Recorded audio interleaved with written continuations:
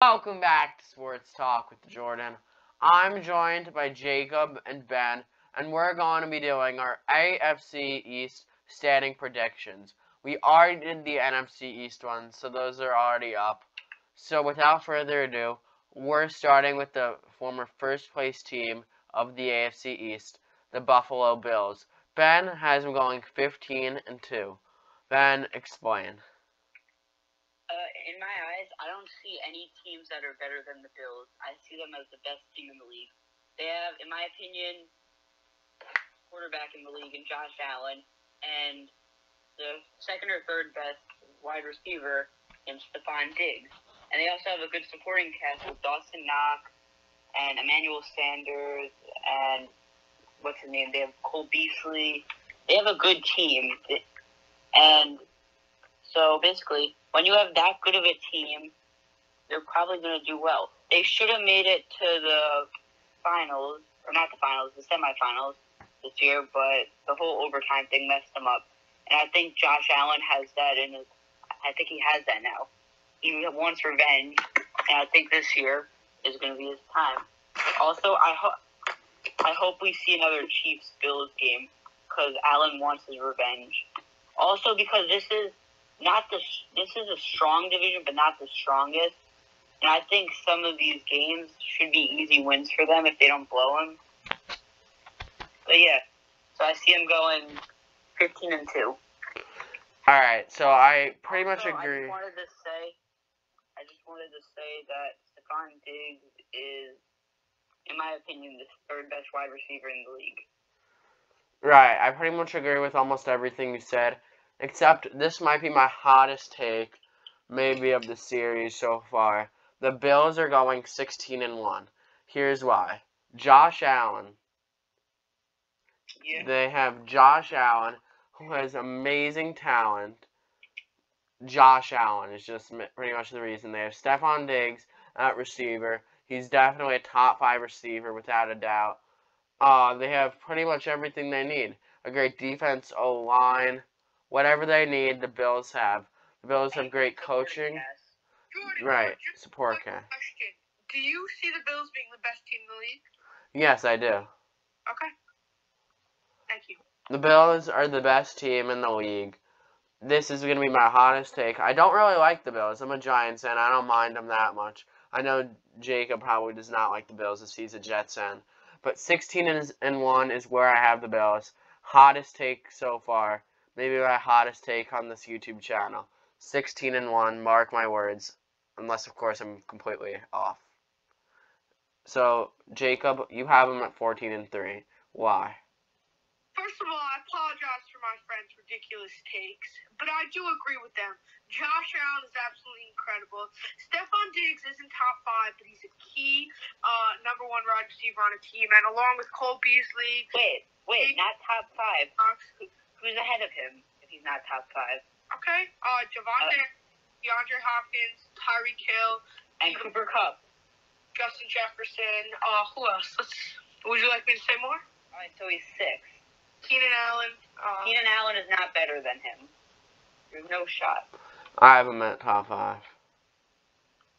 Keenan Allen is not better than him, and in my opinion, wait, who'd you say? He said D-Hop, Devontae. He's not better than D-Hop. Yeah, D-Hop had a down year last year. He's starting to get up there in age. He's starting to digress a little bit. Evans. Who? Mike Evans. Mike Evans is not better than him. Mike Evans is a top 10, not better than him. Who else? Okay, we're going down a rabbit hole here, Ben. The Bills are good. Stephon Diggs, where he's ranked currently, is questionable. The Bills will be 14-3. Great defense, great coaching by Sean. Yes, he's ranked top 5. And a great overall team. All right, back to you, Jordan. Thanks. We're moving on to the Patriots now. Where do you have them, Ben? I know you have them at 5-12. It's a huge downer for Patriots fans. Why do you have them this low? I see Mac Jones going through a sophomore slump. Most great quarterbacks do, and I could see him doing it. Also, I think he needs a little more help. Like, if they could get him some wide receivers, maybe he'll do better, but I don't see it happening. Also, I know it's very unlikely for a Bill Belichick team to be that bad, but I could see it happening. Like, you can't be that good of a coach forever. Like, you've seen these coaches that are so good just fall off sometimes. And I could see this being a fall-off year for Belichick. But I think the year after this, they'll be back. But I don't think this is their year. Do you think Belichick's going to retire? No. Jacob, do you? Absolutely not. He's too good. Yeah, I don't think so. Alright, so I have the Patriots at 9-8. Pretty much the same as last year, except they're going to be getting some receivers. I just don't see the record improving. Maybe they'll be doing better in some games. They can't. So this way they don't have to rely on just a couple players. But 9-8 is where I have them. Pretty simple take for the Patriots. And maybe they could throw the ball more than 3 times in the game. And yeah, that might help too, to improve the record. So Jacob, you have them just slightly better than I do at 10-7. Explain, please. The Patriots are a great quarterback and a #1 wide receiver away from the Super Bowl. But yet, they're sticking with Mac Jones, and they still have not gotten a #1 wide receiver. I like this team a lot, and I really hope they... Well, I don't really like this team, but I think they're going to be good. Right. Alright, so on to the next team, the Miami Dolphins. Ben has them at 6-11, and we're starting with him. So, Ben... I think the Dolphins are going to be an average team for the next 5 to 6 years. They're going to be like the Minnesota Vikings have been. They're a team that they look good on paper, but they don't play the best in person. Gesicki, Waddle, Tua, those are 3 good players on their team, but they don't perform consistently. That's the problem. And I also think that I think Waddle will have a really good year this year, but yeah, I agree with that. Carry them. Right. Waddle and Tua. Remember, 2 or 3 players can't carry a team. You gotta have a good, consistent roster. 2 players can't carry you. You gotta rely on everyone. Right. Once again, I have another 9-8 team here. Look, the team's not on the Super Bowl. They're not going to do well in the playoffs. Just slow and steady wins the race. Slowly getting better. I know they got rid of Brian Flores. Very controversial, especially with his lawsuit coming out with the possible racial discrimination and the paying to lose. But nothing's been proven completely just yet.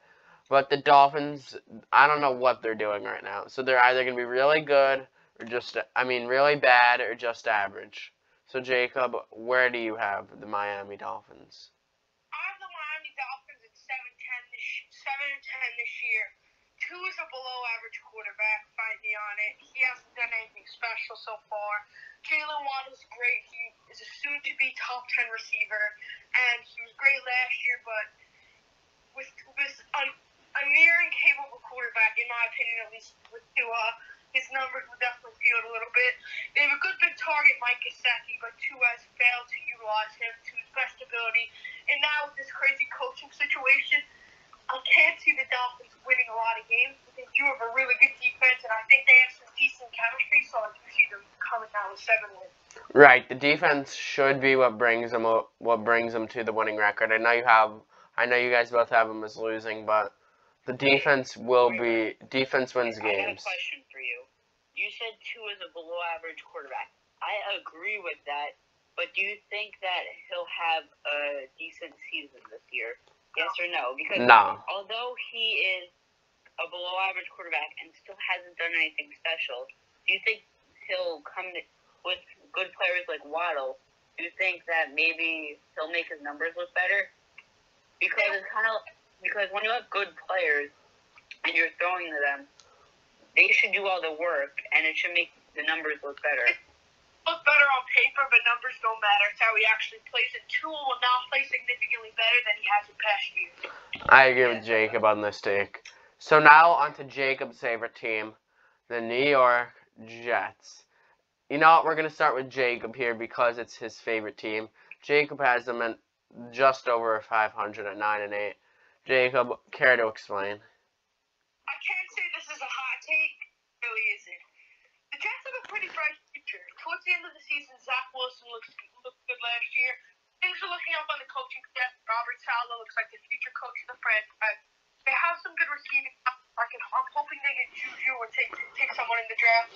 Right now they have Corey Davis and Elijah Moore, which is pretty solid. They have a good running back in Michael Carter. I'm going to sign with the agency. I'm really hoping they sign Tanner Ryan Jensen from Tampa Bay, free agent. They have a solid defense, even though Marcus May is probably signed away. But not a solid defense, probably a below-average defense. But if they start in the draft and hopefully sign a cornerback and a linebacker, the Jets could be looking up. And I see them at 9-8, potentially squeeze the last wild card spot in the AFC. Yeah, I have them much below. Obviously, you're the Jets fan. You're the one who's going to have Jets the highest. But 6-11 is where I have them. Look, maybe they can sign a wide receiver. They're gonna have to draft defense and an O-line. But still after that, I don't see the Jets making much improvement. Look, they can be like the Bengals. The Bengals draft Jamar Chase. They just improve slightly. Obviously, they need a better O-line. And then suddenly they're in the Super Bowl. Coming into the season, the Bengals and Jets had nearly identical odds to make it and win the Super Bowl. And the Bengals were the AFC champions, which is pretty crazy. Are you saying the Jets can't Super Bowl just like the Bengals did? No, I'm saying that last year they had the same odds that the Bengals did. But the Bengals were kind of like the miracle team. Miracle teams don't come along that... You can't expect a miracle team. You can't tell me that Bengals fans expected to make it to the Super Bowl. And I just don't think that the Jets are going to do anything similar to the Bengals. I'm just comparing them. So 6-11 is where I have them. Look, Zach Wilson will get better. Their entire team should progress, which is why they have them slightly better. But 6-11 is the cap. At this exact moment in time, who's better? What was that? Is this exact moment in time on the spot? Who's better? Zach Wilson, Daniel Jones. Zach Wilson. At this exact moment in time, Daniel Jones is better. Okay. I can't even say that. Go to Ben's on this. Alright, Ben, we're ending it with you. You have them at 7-10. Why? Well, I saw by the end of the season great things from Zach Jones, and I see a great future and a lot of potential. It's just I don't think the rest of the team's there yet. I could see great things also from Crowder, and I could see him starting to break out a little this year, but I don't think they're there yet. They could be having an average year, which is where I have them, a little below 500, but they're not there yet. Like, they have a tough division. They got to play the Patriots, who are not doing well, the Bills, and the Dolphins. That's not as good as, like, divisions with, like, the Rams and stuff like that, but it's a good division. Right. So 7-10 is where you have them. 6-11 is where I have them. 9-8 is where I have them. That concludes this video. You can check out the first part where we talk about the NFC East. But until then, you can subscribe to Ben's YouTube channel, BSTT. The link will be in the description, like Ben said. And make sure to like and subscribe to this channel. Leave a comment on what you think about the AFC East. And we'll see you next time.